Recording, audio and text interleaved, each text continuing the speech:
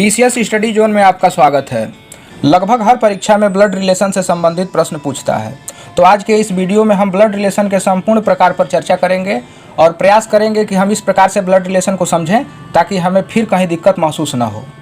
तो आज के वीडियो में हम ब्लड रिलेशन के कुल 3 प्रकारों पर चर्चा करने जा रहे हैं।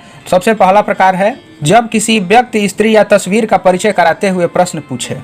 तो पहला प्रश्न कुछ इस प्रकार से है। वीडियो ज़्यादा लंबा न बने इस वजह से मैं प्रश्नों को लिख लिया हूँ ताकि आप लोगों के बहुमूल्य समय को मैं बचा सकूँ। तो आइए देखते हैं इस प्रश्न को किस प्रकार से हल करेंगे। प्रश्न है कि अपने पुत्र की तस्वीर की ओर इशारा करते हुए एक पुरुष ने एक स्त्री से कहा, उसकी माँ तुम्हारी माँ की इकलौती पुत्री है। बताइए कि वह स्त्री उस पुरुष से किस प्रकार संबंधित है। तो देखिए, इसको लगाने का तरीका कुछ इस प्रकार से है। बोल रहा है कि अपने पुत्र की तस्वीर की ओर, सबसे पहले हम एक तस्वीर बना लेंगे। मान लेते हैं कि यह एक तस्वीर है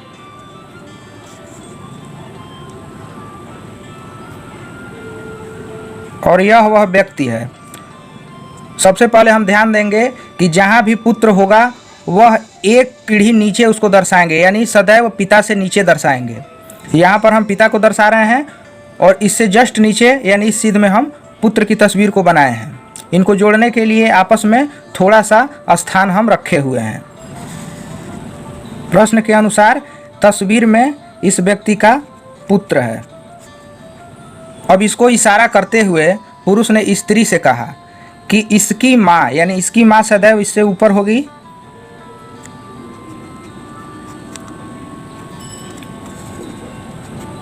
तुम्हारी माँ यानी जिससे वह बात कर रहा है। अब इसकी माँ इससे हमेशा एक स्टेप ऊपर होगी। ये स्त्री है, ये पुरुष।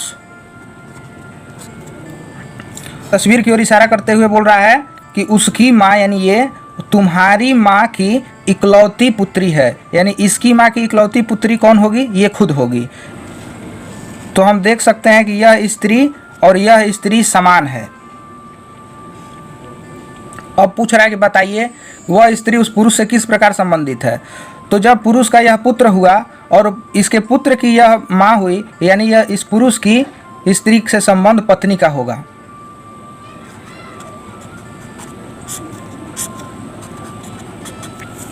बहुत इजी था। उम्मीद करता हूँ आपको समझ आया होगा। यदि कहीं दिक्कत महसूस हो तो कमेंट में अवश्य लिखें। आपके समस्या का संपूर्ण समाधान करने का प्रयास किया जाएगा। आइए अगले प्रश्न की तरफ बढ़ते हैं। दूसरा प्रश्न है, एक लड़के की तस्वीर की ओर इशारा करते हुए राकेश ने कहा। सबसे पहले हम कोई तस्वीर बना लेते हैं। अब इसकी ओर इशारा करते हुए ये राकेश है।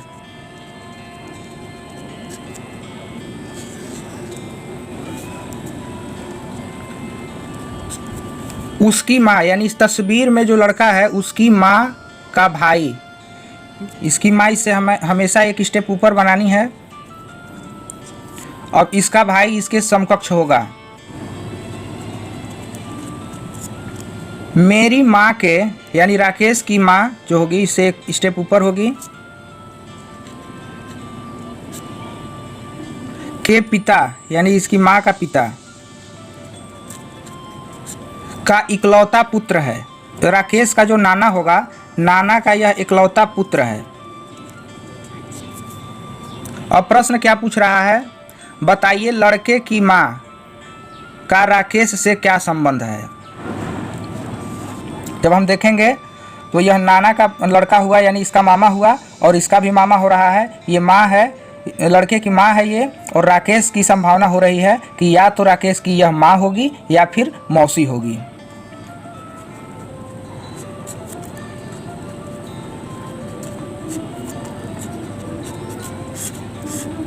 बहुत इजी है। इसी प्रकार से हम स्टेप बाय स्टेप ड्रॉ करते हुए और अपने प्रश्न का हल निकाल लेंगे। थोड़ा सा भी परेशान होने की आवश्यकता नहीं है, बहुत इजीली प्रश्न हल हो जाता है।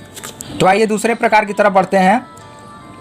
जब प्रश्नों को और जटिलता प्रदान करने के लिए प्रश्न निर्माण में अल्फ़ाबेट का प्रयोग किया जाता है तो प्रश्न किस प्रकार से बनते हैं, आइए देखते हैं। पहला प्रश्न है, यदि डी की मात्रा सी हो तो हम इसको साथ साथ पढ़ते हुए और साथ साथ हल करते हुए चलेंगे। मान लिया कि ये डी है और एक स्टेप ऊपर इसकी माँ है, यानी वह सी है। डी की माँ सी है और सी का बेटा ई है।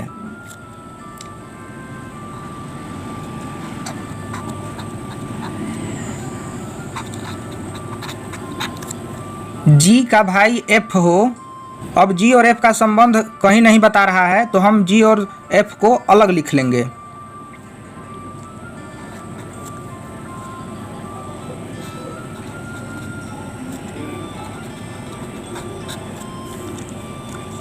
जी का भाई एफ हो, डी की बेटी जी हो। अब देखिए संबंध स्थापित हो गया, यानी डी की बेटी है जी। अब डी से जी जो है डी की बेटी है, तो डी से हमेशा एक स्टेप नीचे होगी।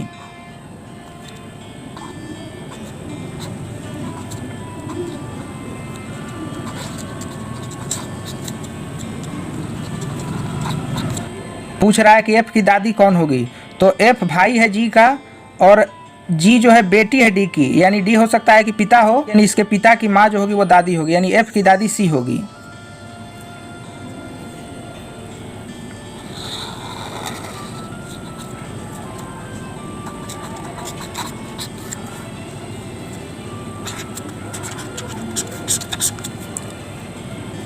तो इसका आंसर सी हो जाएगा। इसी प्रकार में प्रश्न नंबर 2 है, उसको हल करते हैं। तो प्रश्न है कि P और Q बहनें हैं। मान लिया ये P है और ये Q है, दोनों लड़कियां हैं और दोनों आपस में बहनें हैं। अब बोल रहा है कि A और B भाई हैं।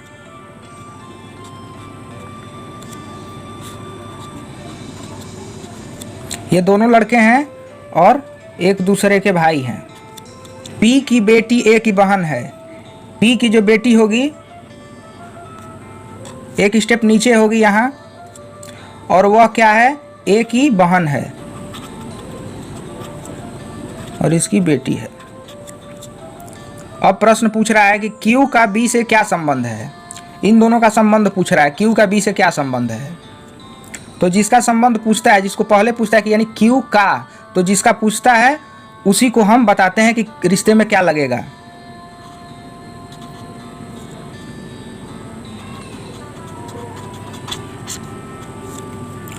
बहुत इजी है, समझ चुके होंगे। जब ये दोनों बहनें हैं और इसकी बेटी है, तो ये लड़का है दोनों, यानी इसका भाई होगा, और ये बहन है तो इसकी मौसी होगी।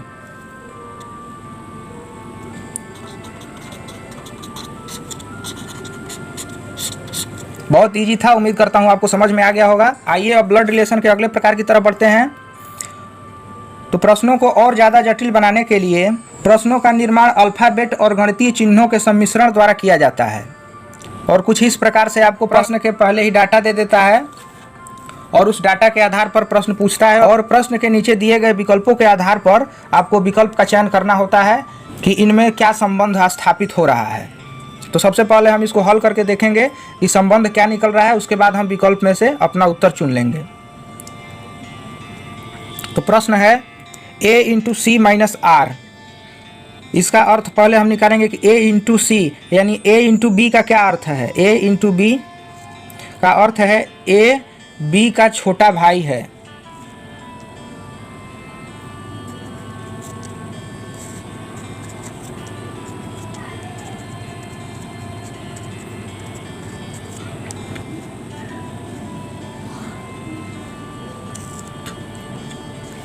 a इंटू सी का मतलब था कि a सी का छोटा भाई है।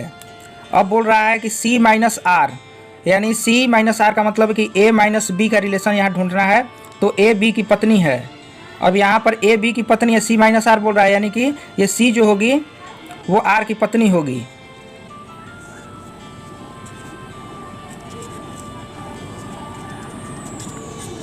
ये हल हो चुका है। ध्यान यह देना है कि प्रश्न के नीचे जो विकल्प है वह विकल्प इस हल के अकॉर्डिंग कौन सा सही हो रहा है। तो यहाँ हमको दो संबंध मिलेगा। एक संबंध एक क्या लगेगा आर का, और दूसरा आर क्या लगेगा ए का। तो हमारा उत्तर हो जाएगा ए आर का साला है, आर ए का जीजा है। इन दोनों विकल्पों में से जो भी ऑप्शन में होगा उसको हम टिक करके आगे बढ़ जाएंगे। आइए अब दूसरा प्रश्न देखते हैं।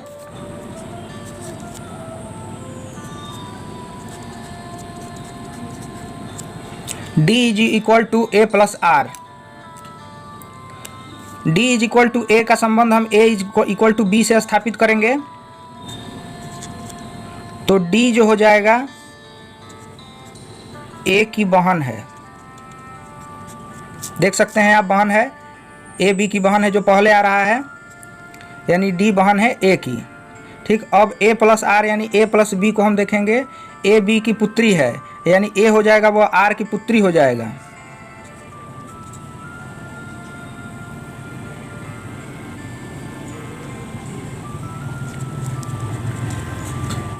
यहाँ पर हमको दो रिलेशन मिलेगा, डी का आर के साथ क्या संबंध है और आर का डी के साथ क्या संबंध है।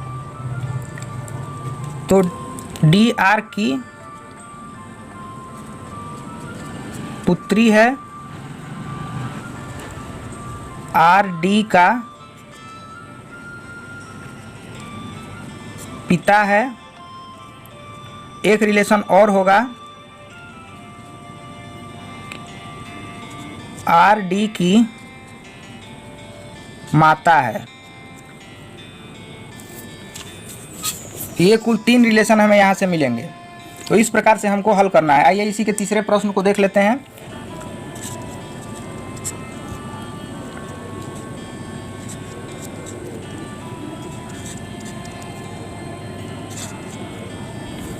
R into D divided by Q. सबसे पहले R इंटू डी का संबंध हम A इंटू बी से स्थापित करेंगे, तो यहाँ पर A B का छोटा भाई है, तो जो R हो जाएगा वह D का छोटा भाई हो जाएगा।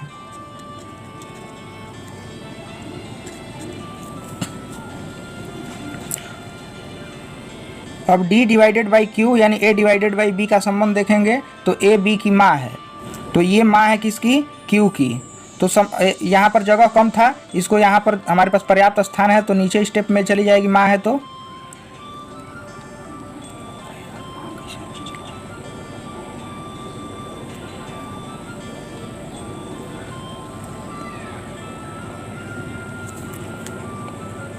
यहाँ हमारे पास स्थान कम था, यहाँ पर्याप्त स्थान है, तो इसको हम स्टेप बाय स्टेप बनाएंगे। यहाँ बोल रहा है डी माँ है क्यू की, तो क्यू हमेशा एक स्टेप नीचे होगी और डी एक स्टेप ऊपर होगी। अब यहाँ हमें क्यू और आर में संबंध निकालना है, कितने संबंध निकल रहे हैं वह निकाल लेंगे और विकल्प में जो ऑप्शन मिलेगा उसको टिक करके हम आगे बढ़ जाएंगे। तो आइए देखते हैं इन दोनों में क्या रिलेशन है।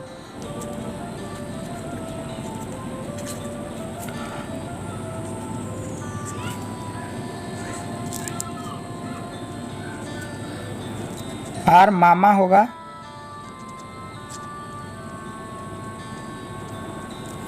क्यू का, तो आर क्यू का मामा है, पहला रिलेशन, और क्यू आर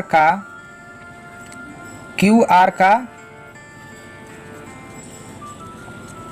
भांजा या भांजी है।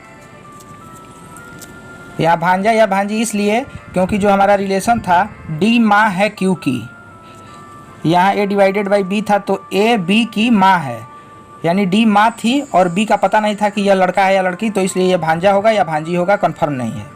तो ऑप्शन में जो होगा उसको हम टिक करके आगे बढ़ेंगे।